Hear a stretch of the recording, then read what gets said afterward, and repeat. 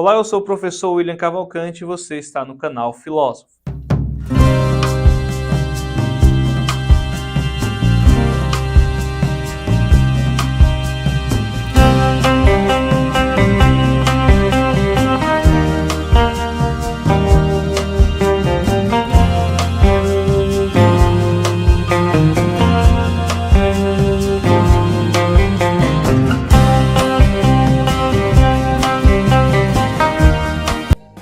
Hoje nós vamos continuar falando sobre a América Independente e dessa vez nós vamos falar sobre a Revolução Mexicana.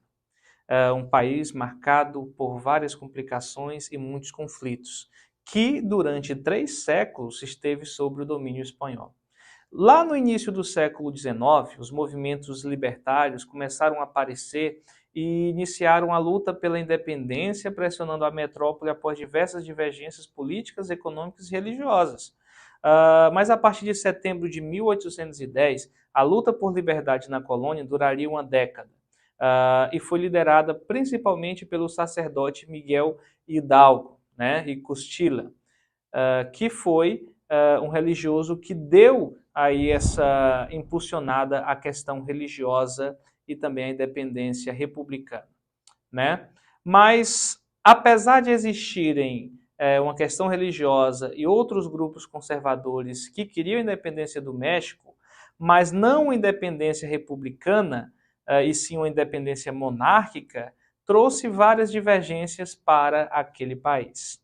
Após a independência, o México passou por governos que não conseguiram estabilizar a política nem mesmo a economia. Agustín Iturbide, que viveu pelos anos de 1783 a 1824, que foi autoproclamado primeiro imperador em 1821, sofreu um golpe em 1823 e o México se tornou Estados Unidos mexicanos, tornando-se uma república, sendo Guadalupe Victoria como seu primeiro presidente em 1824. Após a instauração da República no México, houve diversas disputas políticas entre liberais e conservadores, e o México experimentou diversos governantes de algumas formas de governo.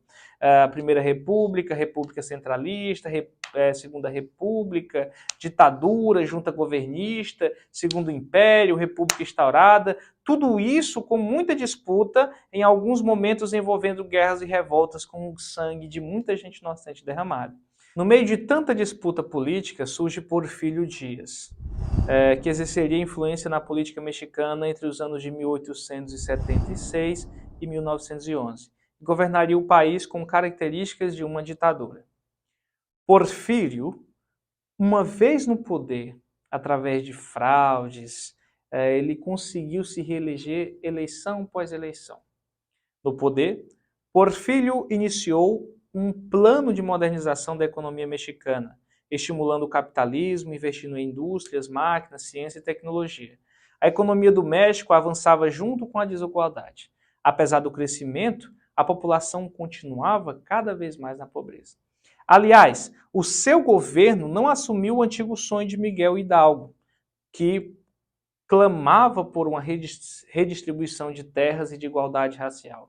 Mas foi totalmente o contrário. Ele contribuiu para que as comunidades indígenas perdessem as suas terras, para que elas pudessem recorrer às cidades em busca de trabalho e fortalecer a modernização liberal de seu governo. As terras desses indígenas ficaram nas mãos dos latifundiários mexicanos, aumentando mais ainda a concentração de poder, terra e renda. O que Porfírio Díaz ignorava com essas medidas era o crescente descontentamento da população mexicana. Díaz ainda abriu o mercado interno para o investimento estrangeiro, o que dificultava que as empresas nacionais fossem criadas, devido à alta concorrência das empresas estrangeiras, sobretudo as empresas dos Estados Unidos da América. As companhias dos Estados Unidos monopolizaram as minas de prata, carvão e zinco, e também as estradas de ferro com trabalhadores mexicanos que recebiam salários baixíssimos. Porfírio criou uma estrutura oligárquica em seu governo, onde beneficiava pessoas próximas e importantes. Entretanto, alguns grupos tradicionais e ricos do país que não conseguiam benefício do governo se sentiam desprezados. O descontentamento com o governo, que desde o início alcançava a classe mais baixas, agora alcançava os grupos mais ricos de fazendeiros e empresários. Exigiam que o governo criasse leis que aumentassem e auxiliasse os empresários latifundiários de todo o estado mexicano, e não apenas de grupos próximos ao governo. A classe média urbana sonhava com um México que se tornasse uma república liberal, tal como eram os Estados Unidos, e viam apenas uma estrutura oligárquica.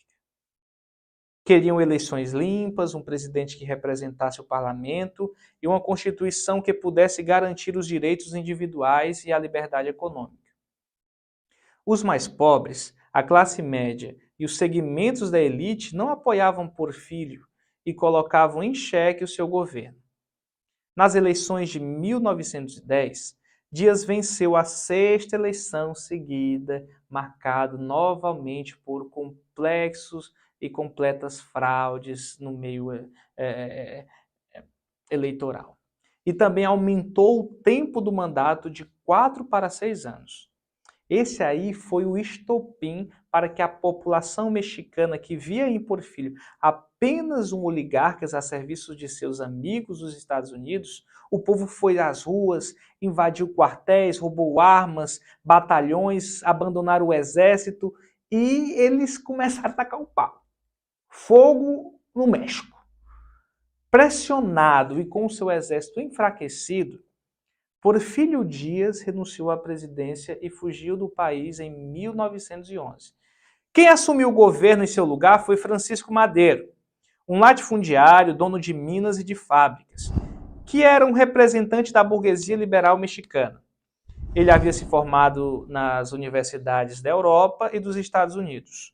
Apesar de sua formação e grupo social elitizado, Madero deveria considerar que a revolução fora realizada também pelos camponeses, que eram maioria dos revolucionários.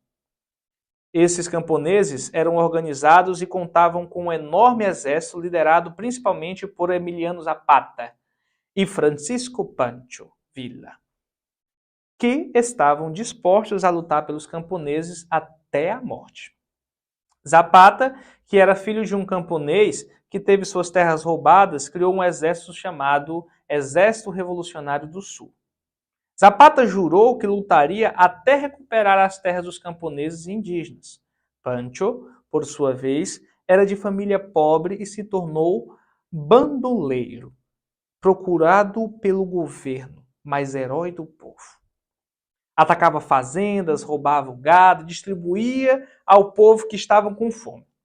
Durante a Revolução, através de sua influência, uniu 50 mil camponeses e criou um grande exército. Diante de tamanha força dos camponeses, os liberais revolucionários médio e da elite se propuseram a distribuir parte de suas próprias terras aos camponeses. Mas, para Pancho e Zapata, isso não era o suficiente. Eles queriam uma reforma agrária. Queriam que um governo confiscasse as terras dos latifundiários, sobretudo daqueles que foram beneficiados pelo governo de Porfírio, e as distribuíssem aos camponeses. Zapata, que apoiava Madero, lançou o Plano Ayala, que exigia uma imediata reforma agrária no México. A proposta de Zapata preocupou Madero, a elite latifundiária, a burguesia industrial e até mesmo os interesses dos Estados Unidos no território mexicano, pois os estadunidenses queriam manter seus interesses econômicos e lucrativos em sua fronteira sul. Madero não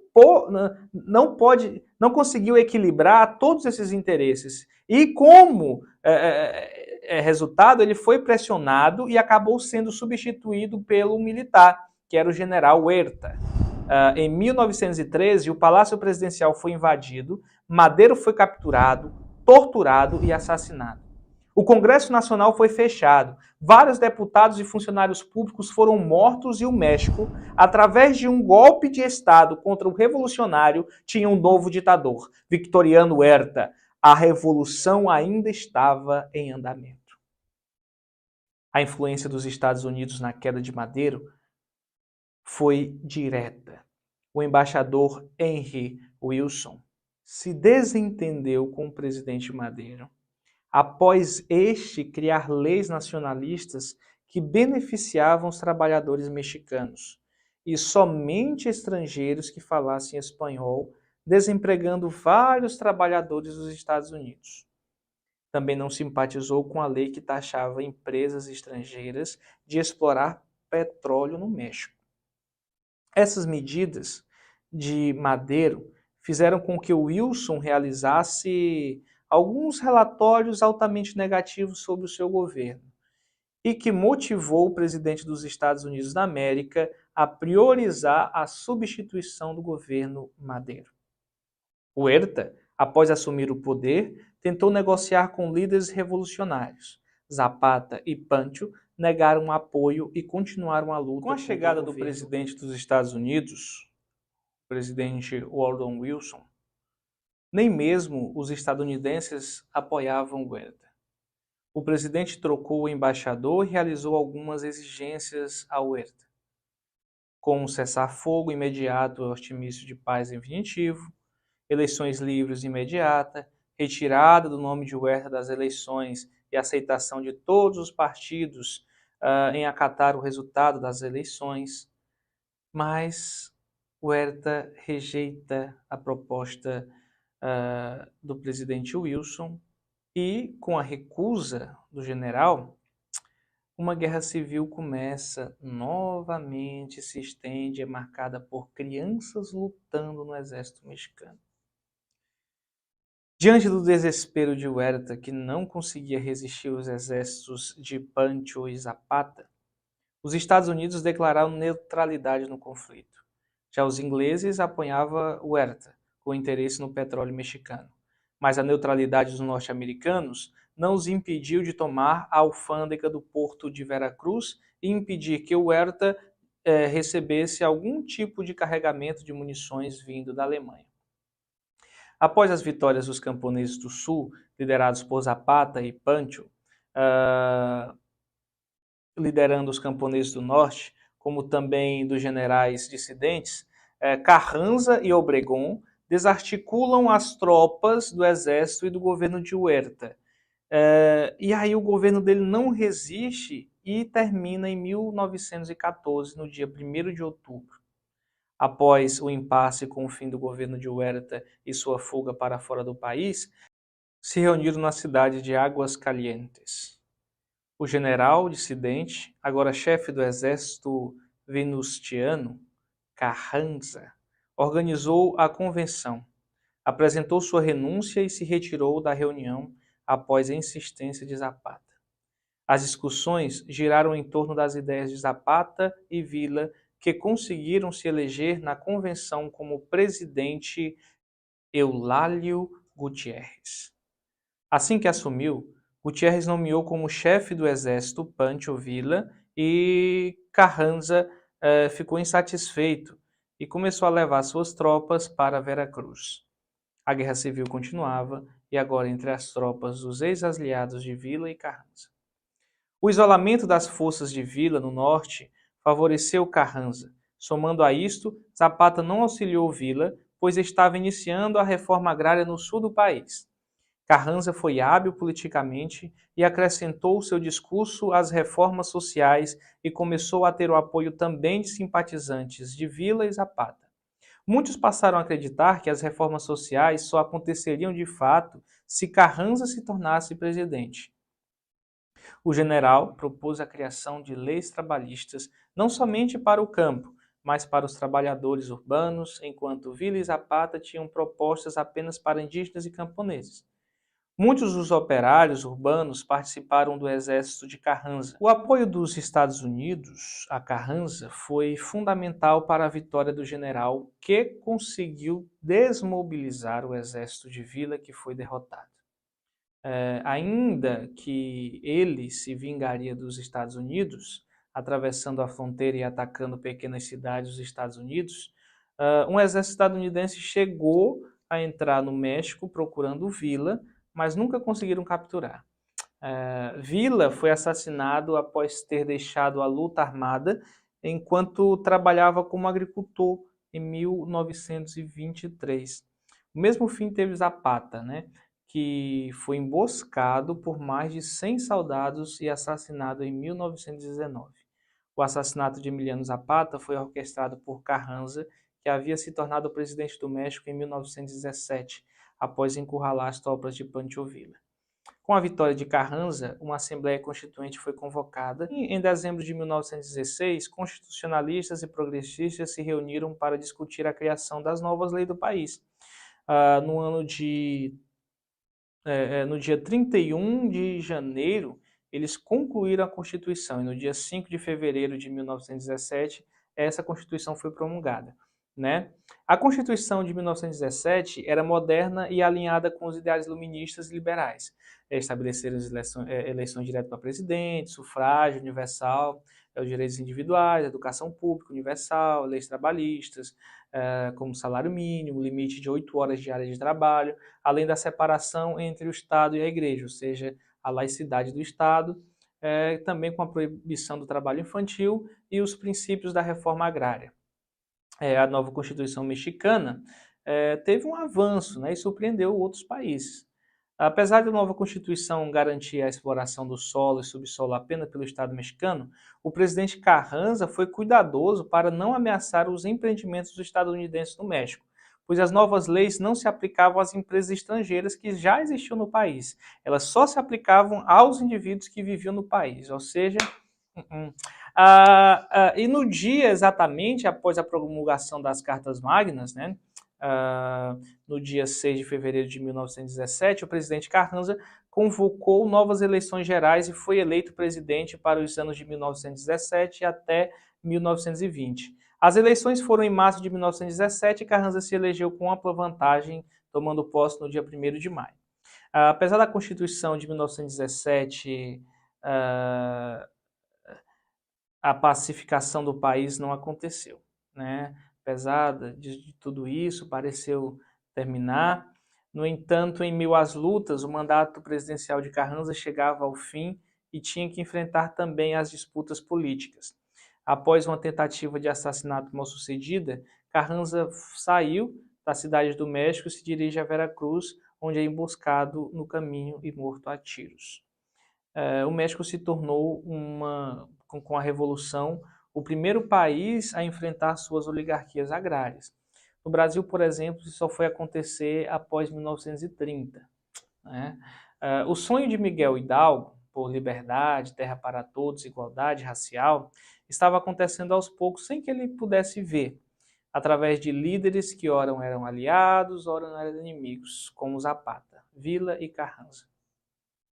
Sua luta por direitos dos privilegiados e uma Constituição que foi promulgada em 1917 se tornaram um exemplo para outros países da América Latina, apesar da reforma agrária, nos anos que se seguiam, a Constituição ter sido realizada a conta-gotas, ainda se consolidou como um dos poucos países a realizar.